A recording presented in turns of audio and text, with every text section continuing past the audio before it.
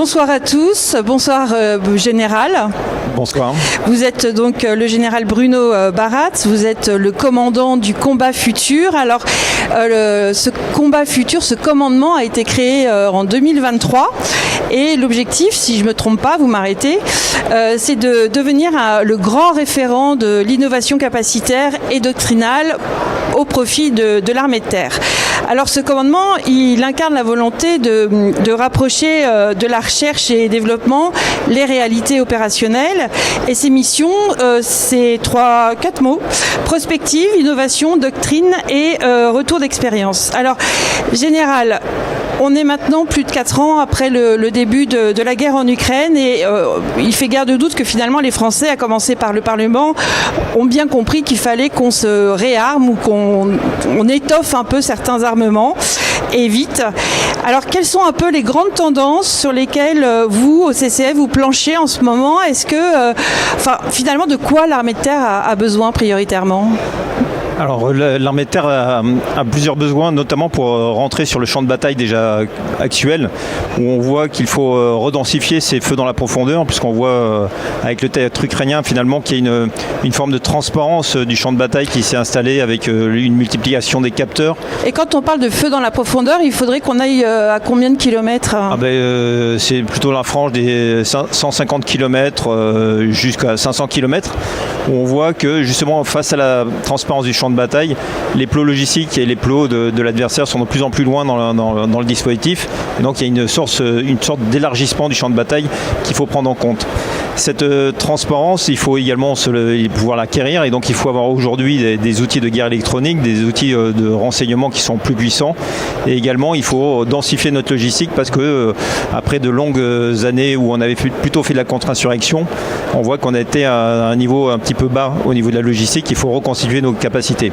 Ça, c'est déjà pour répondre au temps présent, et pour préparer le temps futur. On voit que globalement il y a une multiplication, il y a une forte évolution du champ de bataille et de l'espace de bataille avec l'arrivée du cyber et autres, et avec finalement un champ de bataille qui nécessite plus de combats data centrés sur la donnée, où c'est celui qui est capable d'exploiter plus rapidement les données qui a un petit avantage sur l'adversaire. Et deuxième tendance de fond, c'est la robotisation du champ de bataille que l'on voit aujourd'hui un petit peu partout, sur tous les théâtres d'opération, pas uniquement en Ukraine.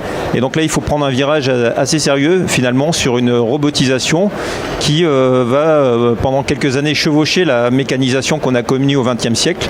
Mais on voit qu'il y aura un petit peu des deux demain, beaucoup de robotisation pour rentrer dans un champ de bataille beaucoup plus dangereux pour l'être humain. Et donc il faut être capable de faire un peu les deux. Alors justement, l'année prochaine, 2027, ça va très vite. Il y a une unité entièrement robotisée qui va être dotée au sein de l'armée de terre, Pendragon, c'est comme ça qu'elle s'appelle. Donc ce sont bien des drones de combat autonomes, c'est ça ? Alors le principe de Pendragon, c'est une unité de robots terrestres, donc de plateformes terrestres, une douzaine de plateformes terrestres avec des drones associés qui sont capables de remplir une mission de reconnaissance, des missions simples. Et l'objectif, c'est vraiment d'aller vers cette robotisation-là pour réduire l'exposition des combattants et confier un certain nombre de missions à des unités robotisées. Alors si vous nous la décriviez un peu, cette unité, ça ressemble à quoi en fait, ces robots ? Alors c'est des plateformes, c'est-à-dire des véhicules autonomes comme on peut les voir sur le salon, il y en a énormément aujourd'hui.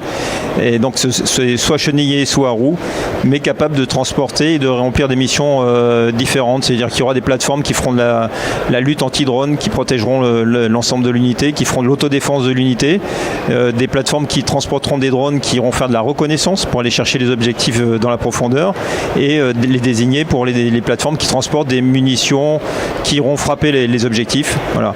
Le principe, c'est que à chaque fois, l'homme dans cette unité-là, l'homme supervise à boucle, c'est-à-dire que chaque fois que les drones reconnaissent et détectent un objectif, c'est l'homme qui décide de détruire ou non l'objectif, et à ce moment-là, c'est l'unité qui s'organise pour le faire. Et il y a aussi toutes des essaims de drones, c'est ça ? Enfin, j'essaye d'imaginer des petits robots qui roulent comme ça avec des essaims de drones autour. Alors, vous aurez plusieurs drones, mais là, les essaims de drones, ça on les travaille beaucoup plus sur ce qu'on appelle les escadrons de drones de chasse ou les unités de drones de chasse. qui sont en train de se déployer aujourd'hui dans l'armée de terre. Et en fin d'année, on aura 6 compagnies de ce type-là, 6 unités de drones de chasse, avec à peu près 400 drones pour l'unité, et le drone et le système d'armes de ces unités-là, avec des drones qui iront faire de la reconnaissance dans la profondeur pour trouver les cibles, et des drones de frappe. Et dans la partie destruction, il y aura des essaims de drones capables de s'organiser pour justement agresser un objectif qui aurait été désigné comme hostile. Quand vous dites fin d'année, c'est fin 2026 ? Fin 2026, on aura 7 unités de ce type-là, oui. D'accord. Et donc j'imagine en fait qu'il y a pas mal d'intelligence artificielle, par exemple là dans Pendragon. Oui, c'est essentiellement de l'intelligence artificielle. D'ailleurs, c'est un petit peu ce qui transforme le champ de bataille aujourd'hui. C'est les possibilités offertes aujourd'hui par l'IA, que ce soit dans le traitement de données de masse pour accélérer les cycles de décision, mais également pour autonomiser les plateformes ou pour leur donner un peu plus d'autonomie sur le champ de bataille. Donc s'il n'y avait pas l'IA, il n'y aurait pas d'unité Pendragon. Oui, c'est vraiment inévitable. Et je me demandais... c'est légitime en fait, l'intelligence artificielle, on est obligé de faire avec, il n'y a pas le choix. En fait, on n'a pas le choix parce qu'aujourd'hui, l'amélioration des performances des systèmes d'armes repose essentiellement là-dessus. Et avec des choses d'ailleurs assez étonnantes, puisqu'on arrive à faire finalement du low cost avec de la haute technologie, avec de l'IA. On a pu le faire lorsque la section technique de l'armée de terre, face au manque de moyens de lutte anti-drone, a décidé de ressortir les vieux canons de 20 mm que l'on avait mis dans les hangars. Et avec finalement une caméra et un peu d'IA, on a redonné une nouvelle vie à ces systèmes-là, donc très rustiques, mais dopés à l'IA qui sont beaucoup plus performants. Alors on peut imaginer de faire sans l'IA, mais aujourd'hui c'est ce qui nous permet d'aller plus vite dans les cycles des décisions et qui nous permet d'être plus efficace sur le terrain. En tout cas, nos adversaires potentiels auront ce type de système et il faut être capable de les affronter. Et que tout à l'heure vous disiez, il y a les robots et puis la mécanique, enfin les engins mécanisés. Mais est-ce que ça veut dire qu'un jour on n'aura plus du tout de chars ou il faut quand même en garder un peu au cas où ? Il y aura les deux. Pourquoi ? Parce que la guerre, malheureusement, c'est une activité humaine. Donc à la fin, il y aura forcément des êtres humains, puisque pour contrôler un espace géographique et humain, puisque la géographie c'est aussi des humains, un robot ou une plateforme robotisée ne peut pas le faire. Et donc dans l'affrontement des volontés qu'est la guerre, il y aura forcément des hommes. Donc penser qu'il n'y aura pas d'hommes, c'est illusoire. Et lorsque l'homme va dans un champ de bataille, en général, il aime bien être protégé quand même. C'est plus rassurant. Donc je pense qu'il y aura toujours des blindés demain, parce qu'il y aura forcément des êtres humains et des soldats sur le champ de bataille. Alors depuis, je crois que c'était en 2017, il me semble, Florence Parly, qui était ministre de la Défense, avait dit que l'homme resterait toujours dans la boucle. Oui.